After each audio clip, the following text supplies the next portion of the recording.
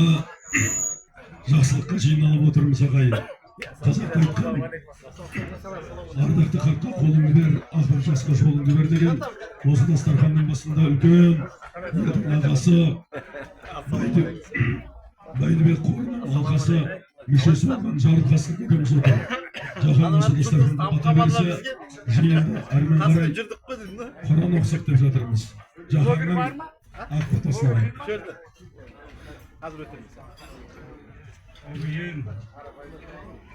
Amin.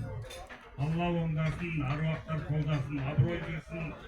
Allah елдің халқын тыныштығын берсін, елдің бірлігін берсін. Өзбек халқының ынтымақ бірлігін асырып, Алла осындай жақсылық тойларға жеткізе берсін. Мынау бүгінгі ниет етіп отқан асымыз, мынау ниет етіп отқан дастарханға жайылған дәмдеріміз, оқылған құрандарымыз, осы бабаларымыздың ұрықтарына, Ақсақ Темір бабамыздың ұрықтарына, Айтеке би бабамыздың ұрықтарына, Төле би бабамыздың ұрықтарына, мына Шымыр бабамыздың ұрықтарына тие берсін. Бүгінгі тілек ниеттеріміз қабыл болып, осы жерде алақан жайып отқан әрбір мұсылман пенденің үйіне құт береке бақ дарысын. Тілек ниет қабыл, мақсат мұрат асыл, еліміздің көк туын желбіретіп, екі елдің көк тулары желбіреп, Алла биіктен үлкен мәртебелі ел болуға Алла өз нәсіп етсін.